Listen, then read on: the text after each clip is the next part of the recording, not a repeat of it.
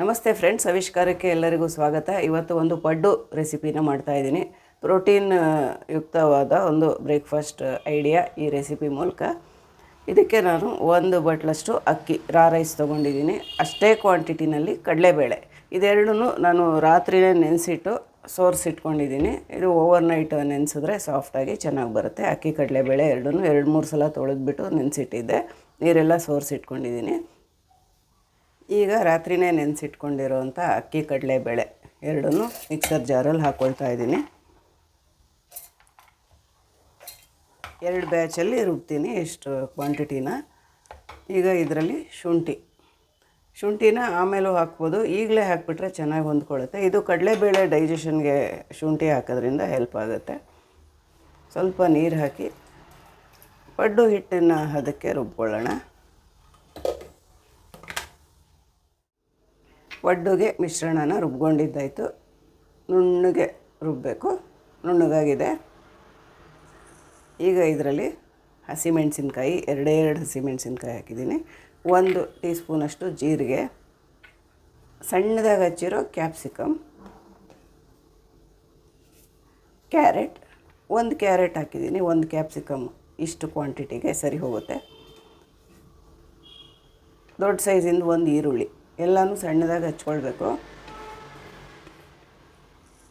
ಉಪ್ಪು 1 ಟೀ ಸ್ಪೂನಷ್ಟು ಉಪ್ಪು, ಮತ್ತು ಕೊತ್ತಂಬರಿ ಸೊಪ್ಪು. ಇಷ್ಟೇ ಅಂತಿಲ್ಲ, ಹೆಚ್ಚು ಕಡಿಮೆ ಎಷ್ಟು ಬೇಕಾದರೂ ಹಾಕ್ಕೊಳ್ಬೋದು. ಸ್ವಲ್ಪ ಹಿಂಗೆ ಹಾಕೋಣ. ಇದು ಕಡಲೆಬೇಳೆ ಆದ್ದರಿಂದ ಸ್ವಲ್ಪ ಹಿಂಗು, ಶುಂಠಿ ಈ ಥರದನ್ನು ಹೆಚ್ಚಾಗಿ ಬಳಸಿದ್ರೆ ಡೈಜೆಷನ್ಗೆ ಹೆಲ್ಪ್ ಆಗುತ್ತೆ. ಈಗ ಚೆನ್ನಾಗಿ ಮಿಕ್ಸ್ ಮಾಡ್ಕೊಳ್ಳೋಣ. ಇದಕ್ಕೆ ನೀರು ಜಾಸ್ತಿ ಹಾಕೋದು ಬೇಡ. ಈಗ ಎಷ್ಟು ಥಿಕ್ನೆಸ್ ಇದೆಯೋ ಅಷ್ಟೇ ಸಾಕು, ಪಡ್ಡುಗೆ ಕರೆಕ್ಟಾಗಿರುತ್ತೆ.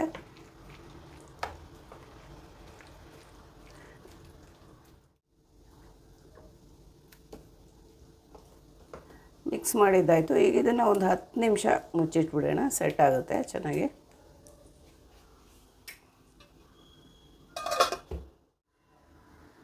ಒಂದು 10 ನಿಮಿಷ ಮುಚ್ಚಿಟ್ಟಿದ್ದೆ, ಸೆಟ್ಟಾಗಿರುತ್ತೆ.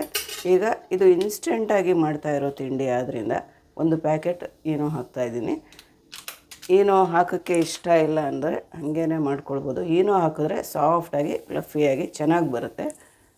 ಸೋಡಾ ಈನೋ ಯಾವುದಾದ್ರೂ ಸ್ವಲ್ಪ ಹಾಕಿದ್ರೆ ಒಳ್ಳೆಯದು. ಇನ್ಸ್ಟೆಂಟಾಗಿ ಮಾಡ್ತೀವಲ್ವ, ಫರ್ಮೆಂಟ್ ಆಗಿರಲ್ಲ, ಹಾಗಾಗಿ ಸ್ವಲ್ಪ ಹಾಕಿ ಮಾಡಿದ್ರೆ ಚೆನ್ನಾಗಿ ಬರುತ್ತೆ.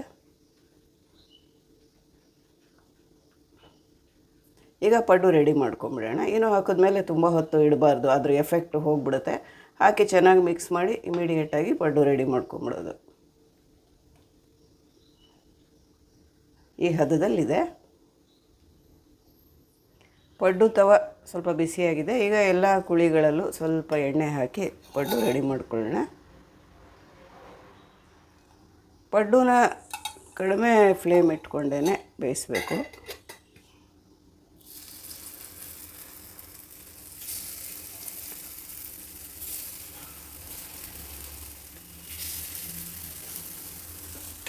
ಈಗ ಒಂದು ಲಿಡ್ ಕ್ಲೋಸ್ ಮಾಡಿ ಬೇಯಕ್ಕೆ ಬಿಡೋಣ.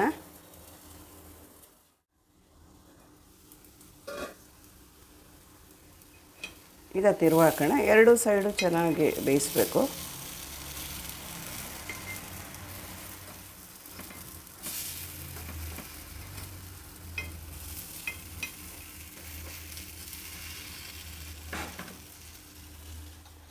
ಬೇಕಂದರೆ ಸ್ವಲ್ಪ ಎಣ್ಣೆ ಹಾಕ್ಬೋದು, ಇಲ್ಲ ಒಂದೇ ಸೈಡು ಎಣ್ಣೆ ಹಾಕಿರ್ತೀವಿ ಅಷ್ಟೇ ಸಾಕಾಗುತ್ತೆ.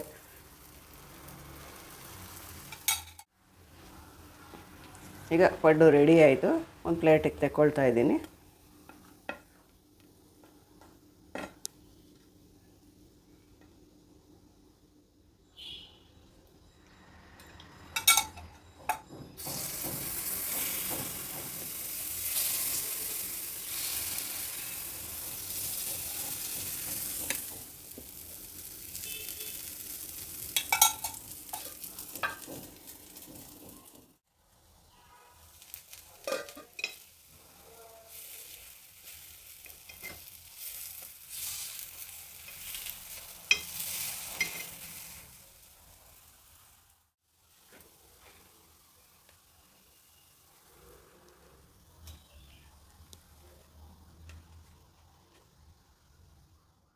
ಅಕ್ಕಿ ಕಡಲೆಬೇಳೆ ಎರಡೇ ಸಾಮಗ್ರಿಗಳನ್ನ ಬಳಸಿರೋ ಒಂದು ಹೆಲ್ತಿಯಾಗಿರೋ ರುಚಿಯಾಗಿರೋ ಹೈ ಪ್ರೋಟೀನ್ ಯುಕ್ತವಾದ ಒಂದು ಬ್ರೇಕ್ಫಾಸ್ಟ್ ಪಡ್ಡು ರೆಸಿಪಿ.